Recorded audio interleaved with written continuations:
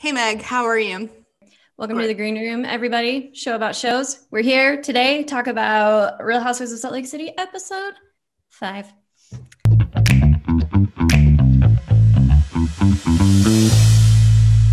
Wow, I got a lot of manic energy. I'm just going to start with that because this episode really got me going. Yeah. I keep thinking they're going to have to lull. And I do think the second one was boring in retrospect, the second episode, but third the episode, pretty boring. Pretty boring. Last 2 episodes, dynamite. Absolute. That was the exact word I was going to say. Absolute dynamite, TNT, explosive action coming out of these ladies. I thought Mary getting called racist was going to be the most volatile part, and I was wrong. Let's get into it. So we pick up where we left off. They're all having lunch at Valter's. And, Jen has apologized to Meredith for explaining at her. So Jen essentially is trying to explain why she is the way she is. She says things that everyone else is thinking. And the subtext there is that she's willing to say that Mary has married her once step-grandfather and has marital relations with him, while none of the other housewives are willing to say that. That's what I took from that interaction. Then we get to what I've been waiting for since the very first trailer, when Mary calls Jen ghetto. Yeah. And it doesn't end well. It doesn't. Well, she says don't get ghetto, which I guess means don't get loud, don't get sweary, because Mary seems to have a real problem with the profanity. These women all have such a problem with getting sworn at. I don't get it. Like, how is that your biggest issue in life? It's the Real Housewives of Salt Lake, sure, but they're still the housewives. Like, they're going to swear at each other, as any grown-up does. This, righteous indignation, don't you cuss at me. I'm like, I don't get it, Mary. I don't get it, Meredith. I don't get it, Lisa. You guys, pull your heads out, wipe off your eyes, and look around you. You're in Valters on the Real Housewives. You're going to swear at each other. So stop being so mad about it. Heather finally becomes the person we were all hoping she'd be, which is a rational, strong female. Who also apologizes to Valter. She's yes. Sorry, Valter, I'm sorry. And then she, while all this is happening, all Lisa's doing is making it about herself. Per usual, Lisa being like, I don't like how this feels. I don't like how I feel. It's like, Lisa, keep a journal. And every time you say I or me in a conversation with another person, I'd love for a tally mark just by the end of the hour. Anyway, Jen leaves. But then Jen comes back. Well, Heather talks her into coming back.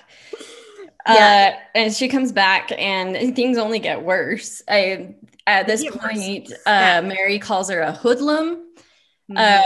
Whitney tries to intervene and Mary's like, you're 30. You have no business being a part of this conversation. And Whitney says, I am 30, but you're old as F and you're acting like you're 10, which is iconic. Great line from Whitney. So, anything else from the lunch? It's bad. Jen leaves. The fact that Mary has the vocab of also a 50-year-old woman. She's not 50, 80. Hoodlum, talking about cussing. The whole thing. I'm just she's just really digging in. Yeah, hoodlum was a wild choice of words. And Jen later says that it's derogatory. And I don't associate hoodlum with that, but I am a white woman living in Salt Lake City, and I might just be naive. Hoodlum for me has always been an old person describing youth. So, after that, they all go their separate ways. Brooks has an amazing conversation with his mom. I feel like Brooks is the person who can really just root out what's going on in your life immediately. He'll just read you like a book and he'll flatten you to the ground with just a single sentence. Absolutely. Brooks being how is your thing, whatever day? What was that thing? The thing that Brooks does is he's asking you about yourself, but it's clear he doesn't care. Yeah. It's so cool. So, and he's like, did she say she was sorry or not? And, poor Meredith's like, well, in a way, she said she was sorry. And she explains why she is the way she is. And he's like, so she only yells about people she cares about. Yeah.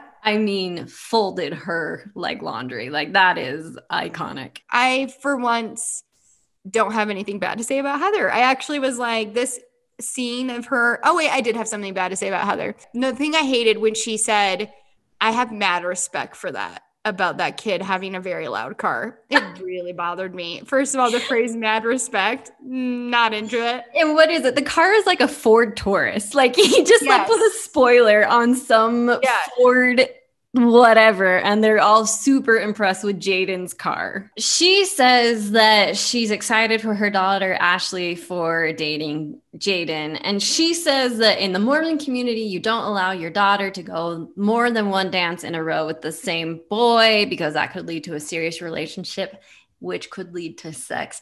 Now, Emily, this was not a rule I was familiar with, but you seem to have encountered this in your adolescence. This is the first and only time I have thought, yeah, it's accurate. Like, really? I don't resent this point of view. I do remember that being a big deal, like, in my head. I do think that was the one time where I was like, I feel represented.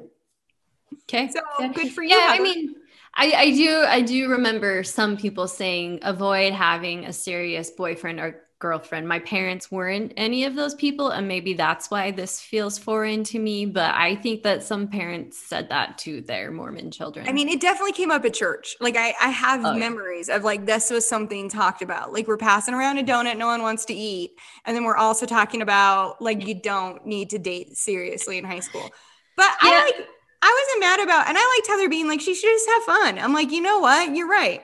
Because then we're not going to have repressed 40-year-old divorced moms. She's not going to end up on the Real Housewives someday, right? I do think I would like to just take a second.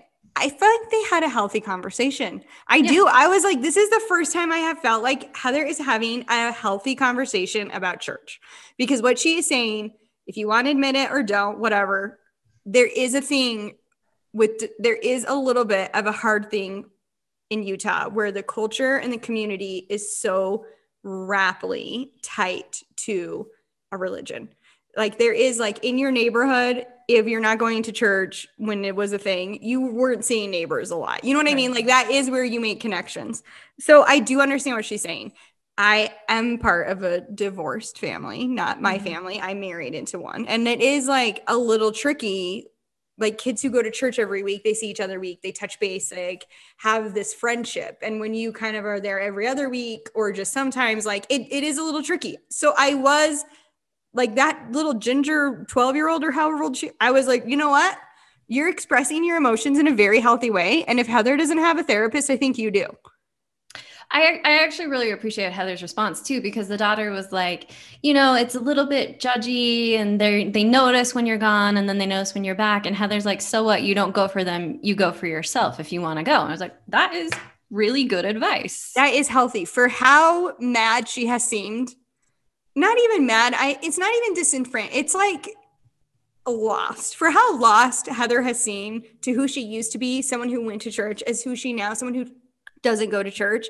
And the chasm I was under the impression we were working under, I was shocked by this very, very rational response, which everyone should agree with. Like you do it for you. Heather doesn't want to go for her. She doesn't feel welcome. She doesn't like, that was the first time that I was like, this is a very healthy conversation. And you know what, Heather, I like who you're turning into. Yeah, she gave an interview to the Salt Lake Tribune. I don't remember the reporter, and I feel bad about that. But she essentially told them, like, yeah, I was working through stuff in real time on this season of Housewives. And so we're really seeing her, like, process where she wants to be in the church, how active she wants to be, how involved. What's crazy is she's going through all of this right before COVID when none of us are active because we don't want to die. So I think that we're still going to see this continue through the seasons because I would imagine that her thoughts have kind of been stalled given world events. I do know people like Heather who are working through how they feel, how their life shifted, how they feel now. So for me, she's the most realistic and I appreciate that. But I'm also like, I feel like we're seeing some growth from Heather and I hate to say it because it's a Bravo reality TV show, but I felt moved. All right. So speaking of real emotions, the Meredith Seth stuff, it made me feel some things and I didn't like it. Meg, I wrote here, I honestly do not like watching Meredith and Seth. It's too uncomfortable and it's very vulnerable. And it's like real, like it feels real. Mm-hmm. You know, like you're really watching Heather working through stuff and you're really watching Meredith's marriage break apart. And I don't like it. But even Valter's like, I don't think that was a recreation because I think what was contrived is Mary's going to have a party. Like, I think producers were like, Mary, you got to have a party so we can put you and Jen in the same room again. I get it. She has flaws. I love everything about Jen. I love her flaws. They're entertaining. You know what's her flaws are very entertaining. So Henry has a birthday party at a bowling alley. Who cares? Yeah, it's very dumb. But Lisa has a conversation with John. I love John because he doesn't really react to anything. Like, John does not want to be on the Real Housewives of Salt Lake City, but Lisa insists on having conversations at him on camera, and he just kind of stands there and nods every once in a while. Yeah, I don't understand. Well, I want to say I don't want to go to a kid's birthday party in real life, so I'm not interested. It's the same thing I think about Meredith. I don't want to have a separation of my marriage in real life, so I don't want to watch it on TV. I don't want to go. This kid is too much. He's trying too hard, is how I feel. But besides that, remember that weird comment with Lisa's like, on my kid's birthday, they get 100% of mommy's attention. It's the one day I can give them that. And I'm like, that's not right. You should be giving your kids 100% of your attention more often than once a year. And the more I sit with Mary trying to justify her marriage, the more I think about Mary's lifestyle choices and the more just like angry I get at Mary. I don't feel for Mary. I don't feel bad for Mary. You didn't have to marry your grandpa. You chose to marry your grandpa. So let's just put that into a bed. So Jen, she says like, my grandma just really wanted me to do it and I obeyed her. It's like, well, your grandma's dead. I would love to talk to Mary's mom. I bet she's kind of crazy too, but we get her on the pod. I would love it because Mary's mom saying she broke away and stopped talking to Mary. If I was Mary's sister, I can tell you right now, I would never talk to my sister again because I'm like, you sold your soul to be Louis Vuitton. And that's the choice you made. And if you're happy with it, great. I just don't have any interest in having a relationship with you. That all being said, there is nothing in this world I enjoy more than judging people. So to have an opportunity to judge Mary on TV, it's just, the joy is boundless for me. It's a gift. So much fodder. I mean, it's just, I can't stop her outfits, her hair, her housekeeper, everything about her just screams like pass a harsh judgment on me. And like, personally, I'm just so grateful. 2020 has been rough, but I have this and that's enough, Meg. Is it ever? I mean, it's not enough for me, honestly, but I'm glad it's here. I'm glad that it's something we can meet and talk about every week, Emily. I know you think we're done, but I'm almost not done. I want to say a couple more things. The first thing is Heather thinking she can be loyal to Jen and Mary. I can't wait to see that backlash. Yeah, that's going to be incredible. Jen's going to flip out. Jen's going to lose her mind. Can't wait for that. The other thing that had happened was, did you see Watch What Happens Live? Did you watch it? No. Okay. Well, if you're not watching Watch What Happens Live, I do think you're only getting half the story. But the thing about it was Lisa opens on a giant 44-ounce holiday soda cup. That's her first peek on Watch What Happens Live, a nationally broadcast show. And what I want to know is, do you think Lisa is trying to be the soda queen? Well, no, because I hold that title. She can't have it. Ooh, fight. Shots fired. Shots? Vita tequila shots fired? Yes, of course. I can't wait to see what happens. I really can't. And I would love for anyone to talk to me about Mary. If you honestly think Mary's a good dresser, I'll buy you a lunch if we can have that conversation. I know I said this last week, but the fact that they found her is amazing casting. If you didn't think Andy Cohen was a genius before now, which you had to have, because this entire show is just so good. The concept is just so genius. If you did not think he was a genius until now, you have to admit he is now. Because Mary, even Jen, like we've seen characters like Jen before, and I love Jen, but like we've seen every kind of these characters. We have never, not on Breaking Amish, not on Sister Wives, not on any reality show have we seen a person like Mary. Yeah, and it's amazing. I love it so much. Yeah. All right, Emily, thanks. Bye. See you later, Meg.